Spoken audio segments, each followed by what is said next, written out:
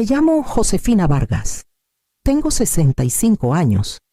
Soy una mujer que alguna vez creyó que soportar era la mayor prueba de amor. Durante décadas cosí telas en una fábrica textil en León, Guanajuato, hasta que mis dedos se desgastaron y cada hora extra la invertí en esta casa, mi casa, en el corazón de la ciudad, ladrillo por ladrillo, turno por turno. Construí un hogar y una vida para mi único hijo. Esta noche, todo eso pareció derrumbarse con un solo grito. «¡Sal de mi vida!». La voz de mi hijo retumbó en la sala como un latigazo. Los folletos de boda se esparcieron por la alfombra, sus páginas brillantes arrugándose en los bordes. Como si ni siquiera el papel pudiera soportar su furia, en el sofá, su prometida se recostó con una sonrisa que me cortó más hondo que las palabras. Sus ojos brillaban con una satisfacción que aún no podía nombrar, pero la sentí en los huesos. Había ganado algo la rabia de mi hijo, mi humillación, tal vez incluso mi silencio. Me quedé paralizada en la puerta, cada insulto rebotando dentro de mí. Pensé en los años que me salté comidas para que él tuviera más, las noches que trabajé turnos dobles para pagar su universidad, el verano que dormí en el suelo para que él tuviera la única cama cuando el dinero escaseaba. Mis sacrificios vivían en cada rincón de esta casa, y aún así me decían que no pertenecía. Por un momento esperé las lágrimas, pero en lugar de eso, mi mano apretó las llaves del coche, el metal mordiendo mi palma. Una calma fría me recorrió, firme y afilada. No grité de vuelta, no supliqué. Mañana entraría al banco, y la vida que había vivido de dar hasta que no quedara nada, no seguiría siendo la misma. La noche después de su grito, apenas dormí. Me senté junto a la ventana en mi sillón favorito, viendo las sombras alargarse sobre las enredaderas de jazmín que crecen en el patio. Mi mente, como siempre en las horas inquietas, se fue a los recuerdos del largo camino que nos trajo hasta aquí, cuando mi hijo era pequeño. Le prometí que nunca sentiría el hambre ni el miedo con los que crecí. Ese juramento se convirtió en mi brújula. Trabajé turnos dobles en la fábrica, con el cuerpo adolorido, los pulmones llenos de pelusa, para que él tuviera más de lo que yo jamás soñé. Guardaba billetes arrugados en frascos para sus viajes escolares. Vendí mi anillo de bodas para cubrir su primer semestre en la universidad y me salté comidas para que él pudiera repetir en la cena. El día más orgulloso de mi vida fue cuando le di las llaves de un coche usado al cumplir 16. Estaba abollado y viejo, pero le dio libertad. Sonrió como si le hubiera dado el mundo. Esa sonrisa valió cada hora extra. Luego vinieron las tarjetas de crédito. «Solo para emergencias», le dije, deslizando los pequeños rectángulos de plástico sobre la mesa. Se sentía como darle seguridad, como decir nunca estarás solo. Hijo, por un tiempo, las usó con cuidado gasolina, un libro para la escuela, pero con los años, las compras crecieron, se hicieron más frecuentes, vacaciones, aparatos, noches de fiesta. Dejó de pedir permiso, dejó incluso de agradecerme. Lo que alguna vez pensé que era amor, empezó a sentirse como una soga. Cada cargo me ataba más fuerte, hasta que los estados de cuenta se convirtieron en cadenas que cargaba en silencio. Me decía que era natural, que el papel de una madre era dar sin medida, pero en el fondo comencé a sentir algo más mientras más daba, menos quedaba de mí, y ahora, de pie entre los escombros de su grito, finalmente vi esas cadenas por lo que eran. No lo mantenían a salvo, me mantenían a mí atada. La presencia de ella se notaba en pequeños detalles, el perfume que se quedaba flotando mucho después de que se iba. La forma en que las palabras de mi hijo empezaban a sonar menos suyas y más como ecos de ella. Se llamaba Daniela, aunque todos la llamaban Dani. Era impecable en cada detalle.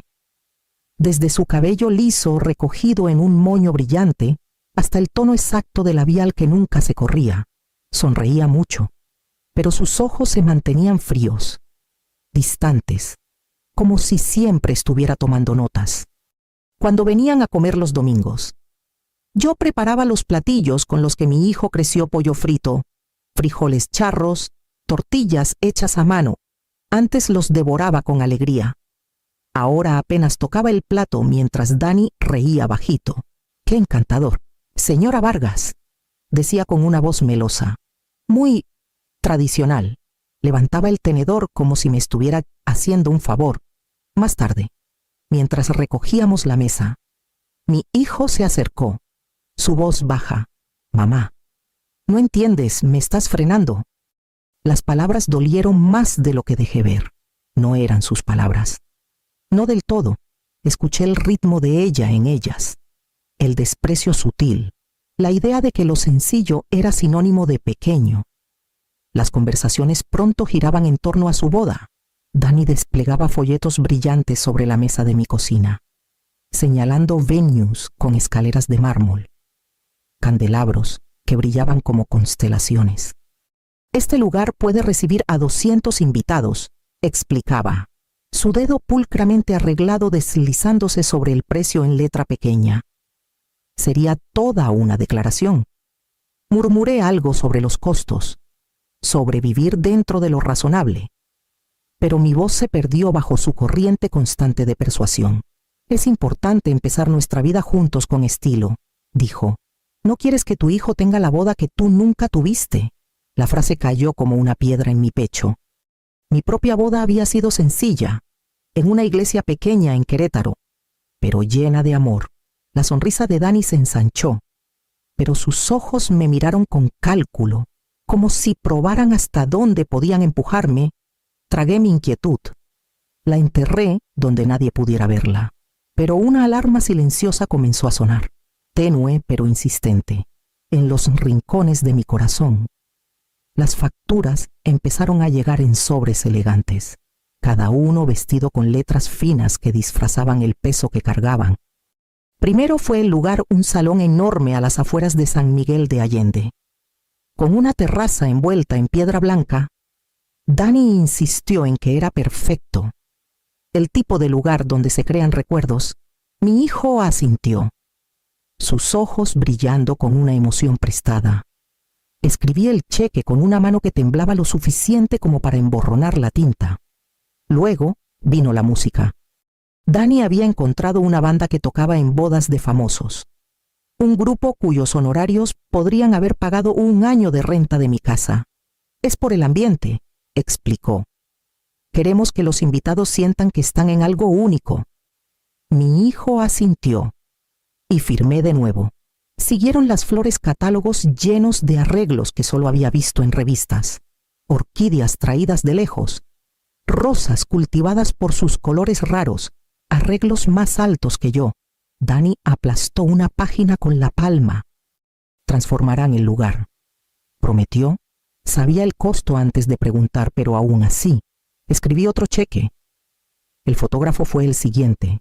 Su portafolio lleno de perfección, ensayada, novias bajo luz dorada, novios levantando velos con ternura practicada. Su precio era casi obsceno, pero mi hijo insistió en que nadie más podría capturar su día. Y luego, el vestido, mi pensión, los ahorros que había juntado con años de trabajo, se esfumaron en un instante. 6 meses de mi futuro cosidos en seda y encaje. Dani giró frente al espejo de una boutique, mientras mi hijo la miraba con orgullo. Me quedé callada, mi rostro como una máscara, mientras por dentro sentía que me arrancaban los años uno por uno. Por las noches, me acostaba con los recibos esparcidos sobre la colcha, sus números brillando como cicatrices bajo la luz de la lámpara. El total crecía más de lo que podía soportar calcular. Había construido mi vida sobre la frugalidad, sobre hacer que las cosas pequeñas rindieran. Ahora, cada firma que ponía parecía drenar la médula de mis huesos, mis ahorros. Antes una red de seguridad. Se deshacían hilo por hilo y aún así pedían más. Ocurrió una tarde cualquiera, de esas que empiezan con quehaceres y terminan con cansancio. Mi hijo dejó su celular en el brazo del sofá mientras salía a tomar una llamada. Yo doblaba ropa, con la mente perdida entre recibos y cuentas sin pagar. Cuando la pantalla se iluminó, un mensaje apareció en el silencio, imposible de ignorar. La vieja lo pagará todo. Después de la boda. Presionaremos por la casa. Las palabras se difuminaron, se agudizaron. Luego se grabaron en mí. Eran de él. No de Dani, mi hijo. Mi único hijo. El niño al que cargué en fiebres y tormentas. Al que protegí de cada crueldad que conocía. Él escribió esas palabras con sus propias manos. Y no quería que yo las viera. Esperé el ardor de las lágrimas, pero no llegaron. En cambio, algo más frío se asentó en mi pecho. Una quietud helada que silenció el temblor en mis huesos. De repente, entendí. Las largas horas en la fábrica. Las comidas que me salté para que él tuviera más. La joyería empeñada para comprar sus libros de texto. Cada sacrificio se había convertido en munición. Mi devoción no era un lazo para él, era una ventaja. Me hundí en mi sillón, la ropa cayendo olvidada al suelo. Recordé su cumpleaños de 16, la forma en que me abrazó cuando le di ese coche viejo y abollado, la alegría en sus ojos cuando creyó que le había dado libertad. Ahora, la libertad se había convertido en derecho. Cada regalo, cada tarjeta, cada peso que puse en su mano no le enseñó gratitud, le enseñó a esperar más. Cuando regresó, forcé mi rostro a permanecer tranquilo. Habló despreocupado sobre recados, sobre cómo Dani había encontrado otro florista, sobre la mejor oferta que podrían obtener si firmábamos rápido. Asentí. Di respuestas cortas, pero mi mente estaba en otra parte. Todavía veía ese mensaje quemado en mis pensamientos. Por primera vez. Lo miré no como mi hijo, sino como un hombre que estaba hombro con alguien que quería mi casa, mi dinero y, eventualmente, mi dignidad. Me sonrió, cálido en la superficie, pero noté el destello de cálculo detrás de sus ojos, el mismo destello que había visto en los de ella. Esa noche, no me quedé despierta contando recibos. Me acosté en silencio, dejando que la claridad fría me recorriera. El dolor que alguna vez temí no llegó. En su lugar, había algo más afilado, más firme, la certeza de que la vida que había vivido para él estaba terminando, y no dejaría que terminaran lo que habían comenzado. A la mañana siguiente, saqué una carpeta de papeles que había evadido por semanas estados de cuenta.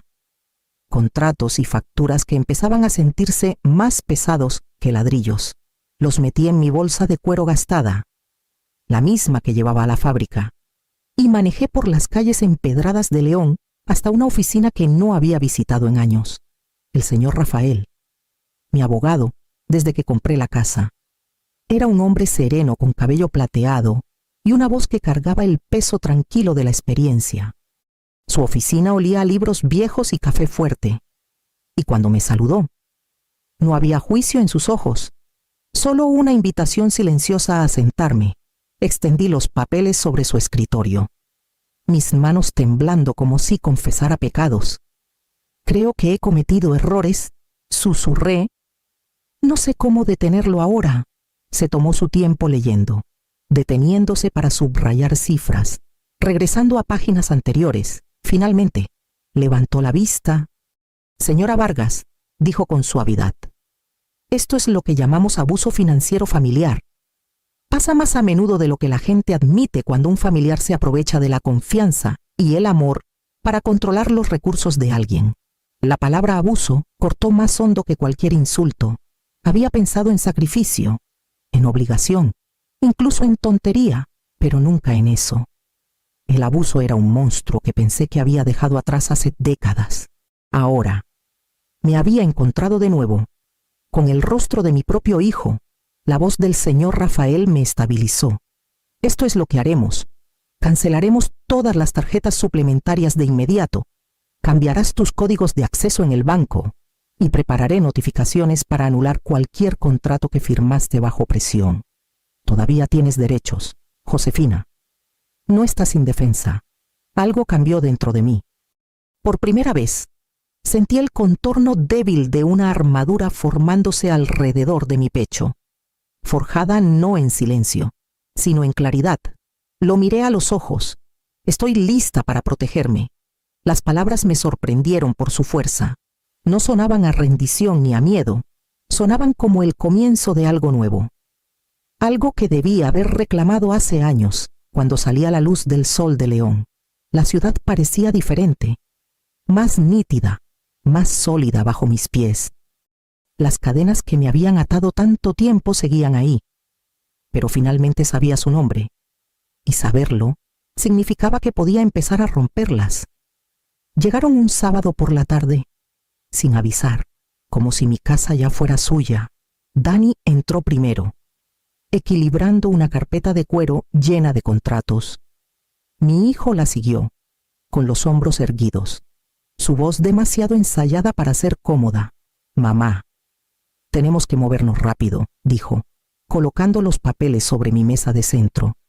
«El florista necesita un depósito hoy, y la banda no puede reservar nuestra fecha sin el pago». No miré las páginas brillantes. En cambio, metí la mano en mi bolsa. Presioné el botón de una pequeña grabadora y la puse suavemente en la mesa auxiliar. Su luz roja parpadeaba como un latido.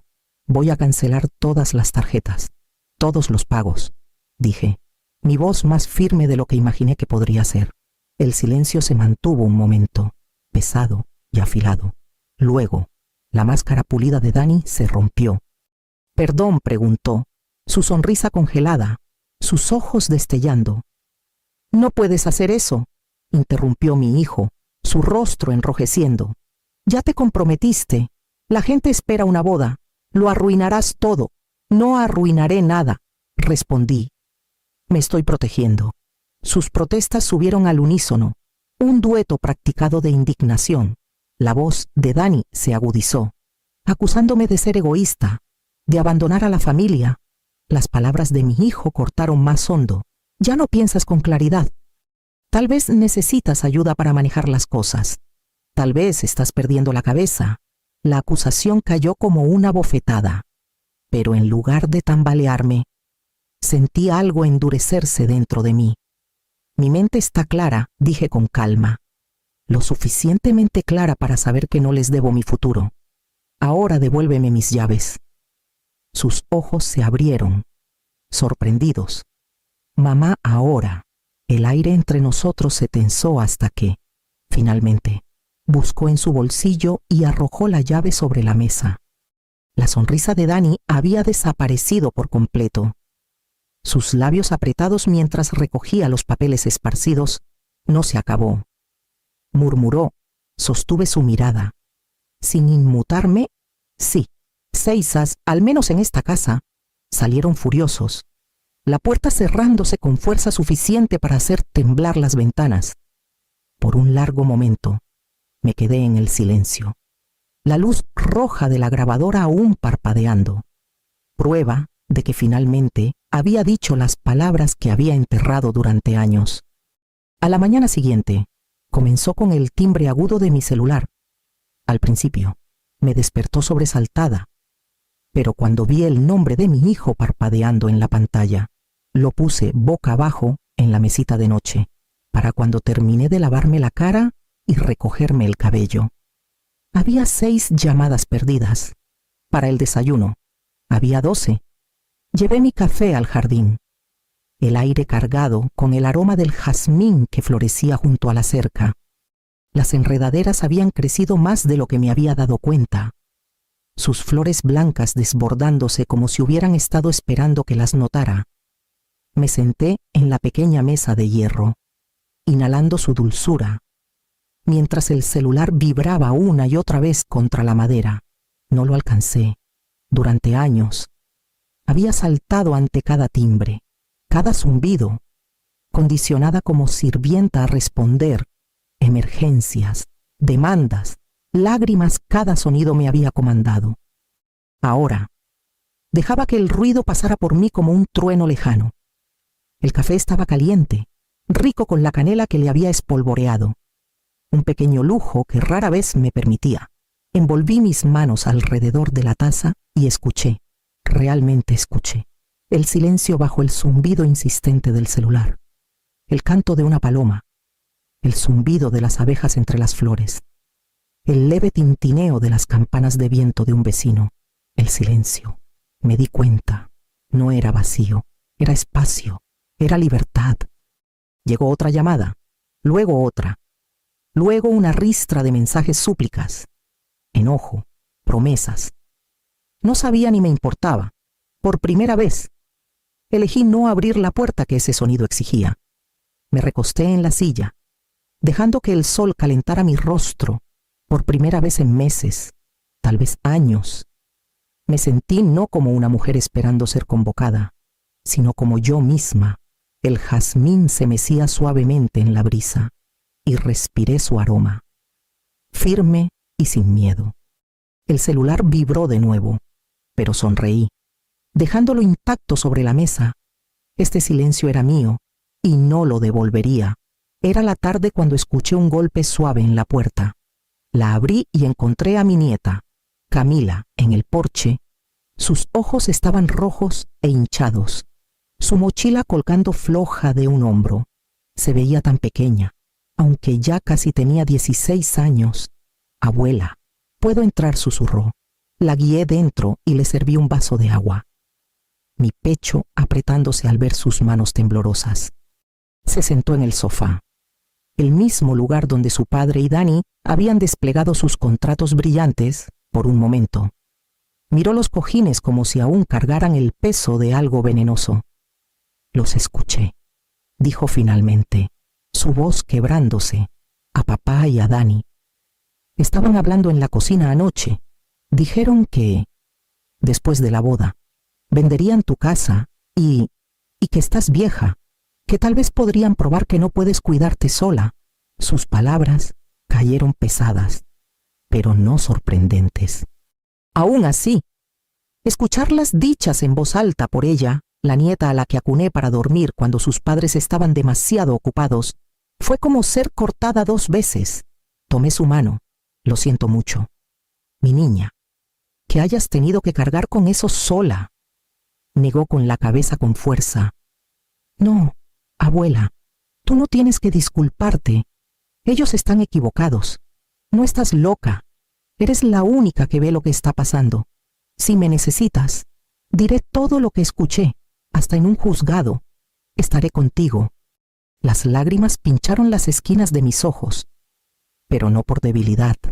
Era orgullo, feroz y doloroso, lo que hinchaba mi pecho.